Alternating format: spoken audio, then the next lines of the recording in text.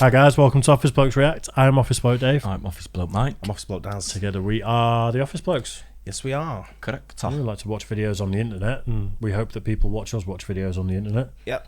That's what I want to do. Sometimes people make videos of them watching us watch videos on the internet. Even better. Yeah, so there you go. Don't forget to subscribe. Yep. How do you plan for 46 million people? Depends where you're going. Yeah. What's this all about then? Remember your passports, your tickets, your wallets, your phones. You need a big bus as well, or a plane. Huge, big plane. Yeah. Big Very, time. very big plane, I would I guess. think it's for a city, isn't it?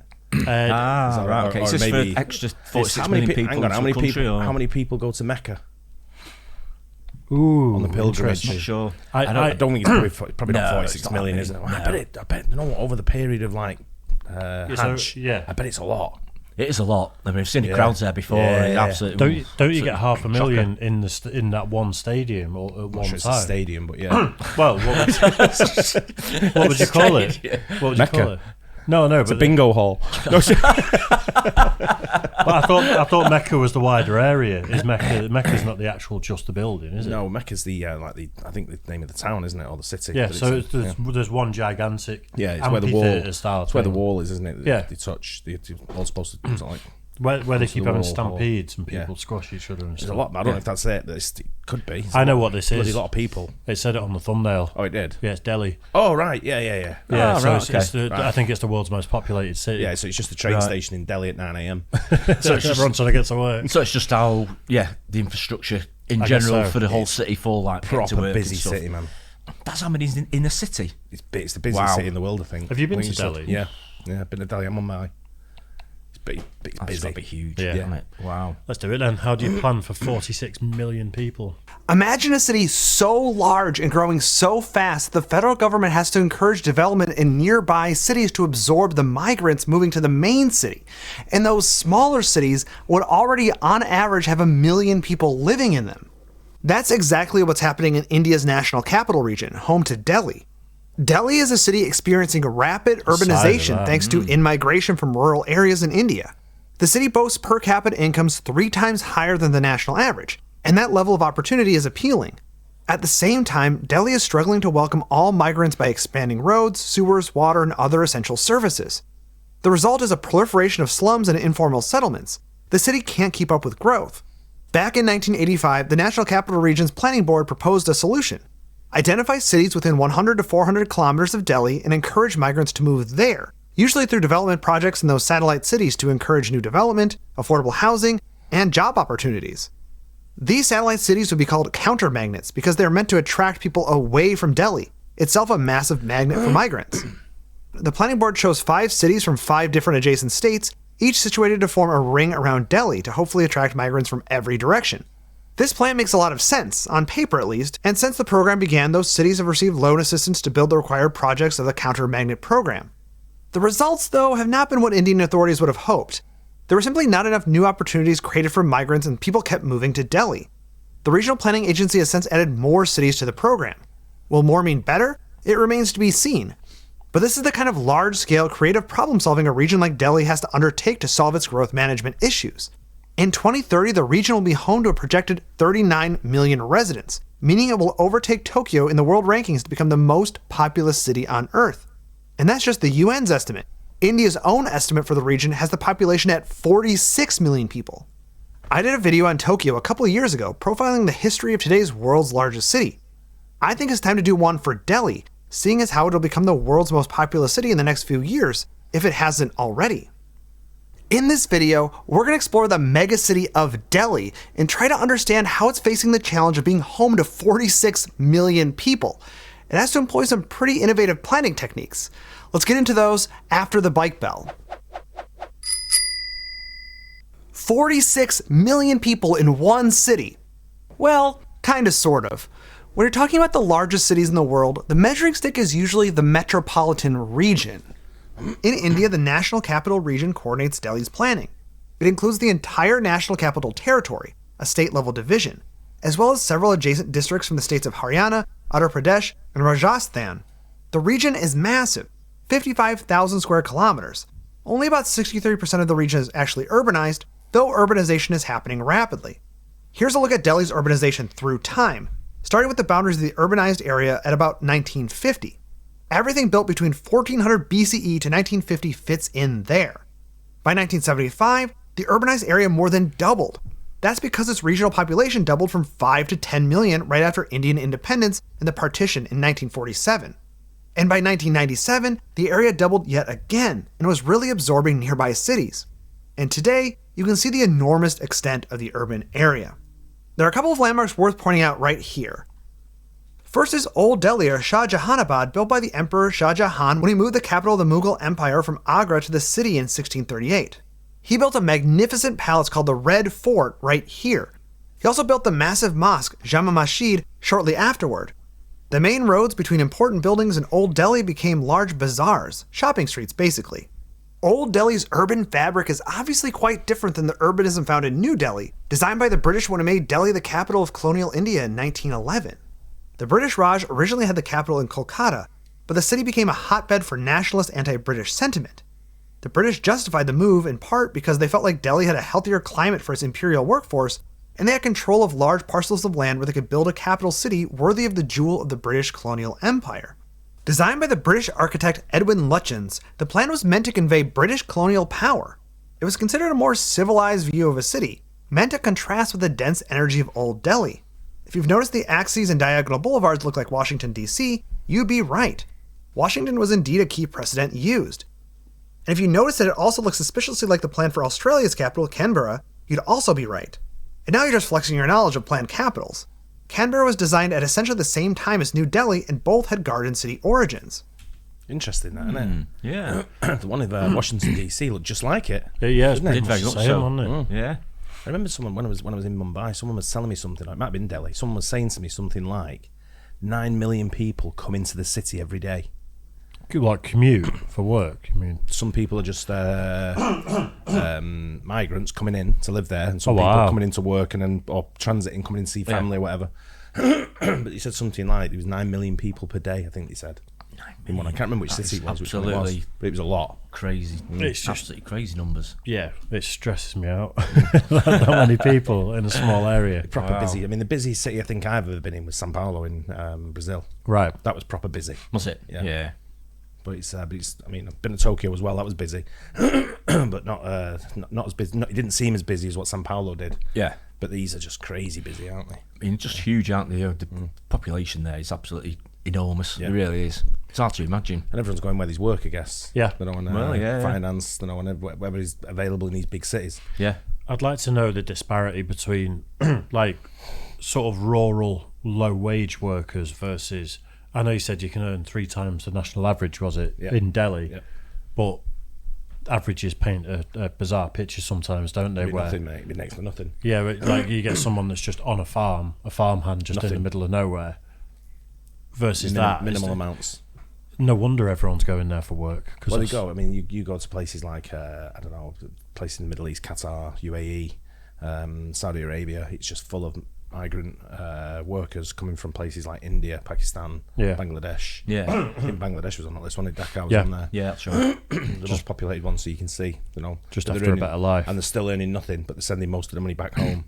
you Yeah. know. Thing is, as well, even though they get more money for working there, obviously the standard of living can be more as well, can't it? Because you go to London, so you get paid more there, I think, don't you, for similar jobs On average, anywhere else. yeah, you would on do, average, yeah, anywhere yeah. else in the country, but the cost of living's more. Yeah, For yeah. rent, food, fuel, Everything, everything. yeah. Again, you're paying a premium for. Yeah, somehow so it's a bit of a things- false economy sometimes.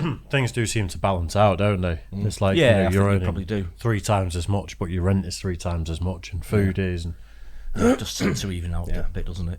Mad though, that planning. Yeah. It is. What was urban development like in Delhi after the British built New Delhi?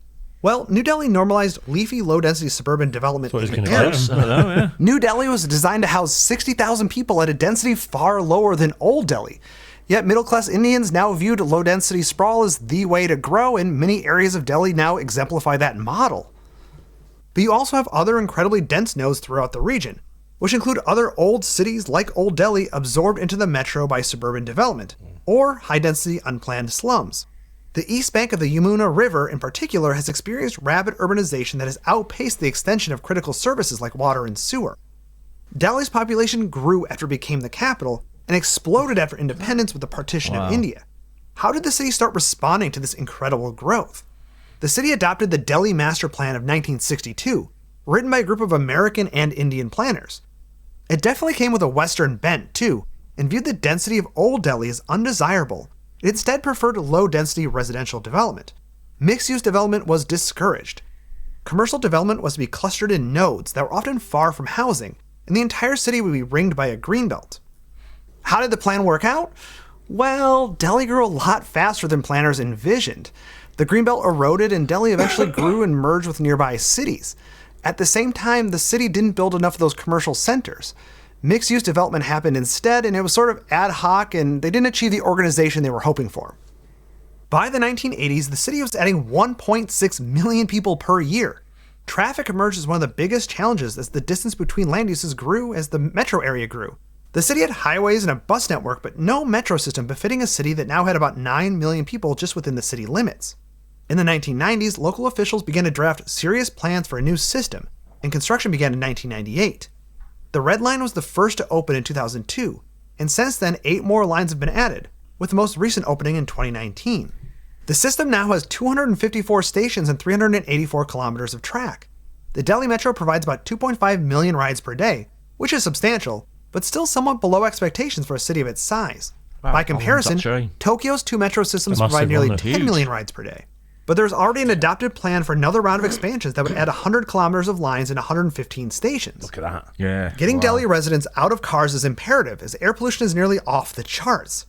In November of 2021, India's Supreme Court announced a lockdown of the capital region that would ban all non-essential travel to get the air pollution under control.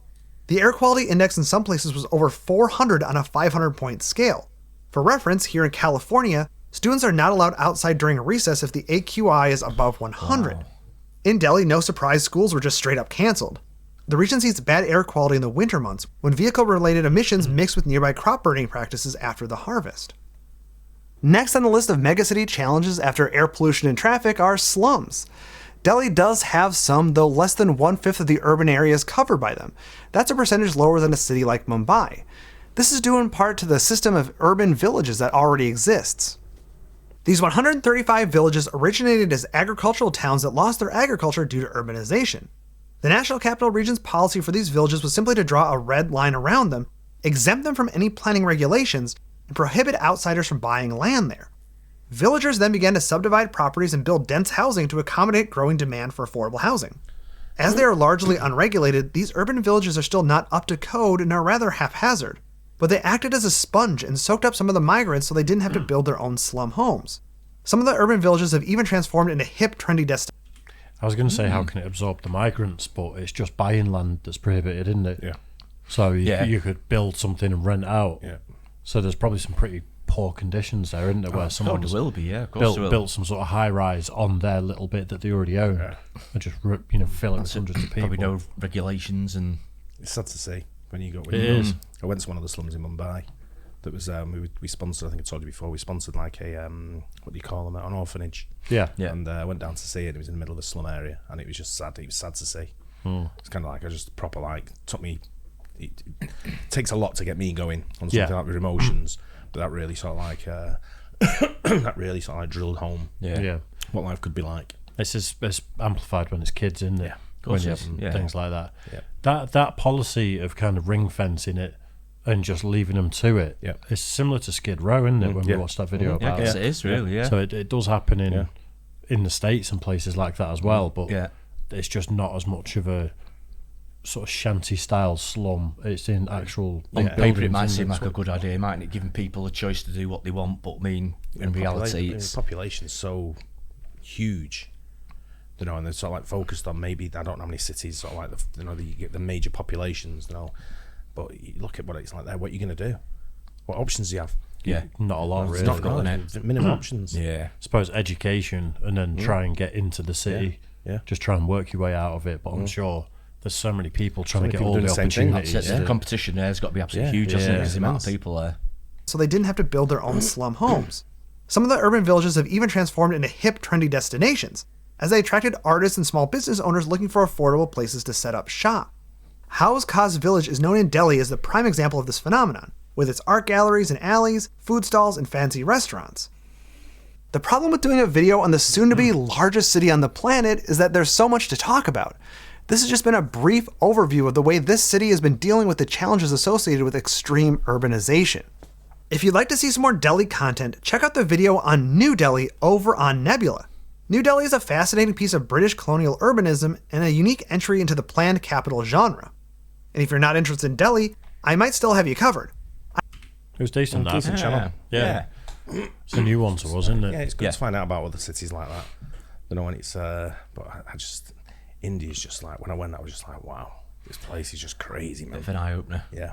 I bet it's worlds apart, isn't it? Isn't Yeah. living over here, I suppose, isn't it? I guess. So, but Don't get me wrong, there's some top places when I went there. yeah, You know, it's where I told you I went to the comedy store there. yeah, Yeah. There's all that's British right. comedians over Yeah. there. Yeah. You know? So it's you know, it's some of the best people as well. You know, grafters, Yeah, hard I bet. working. Yeah, You know, just need to get a little bit of luck on the side. Some of them.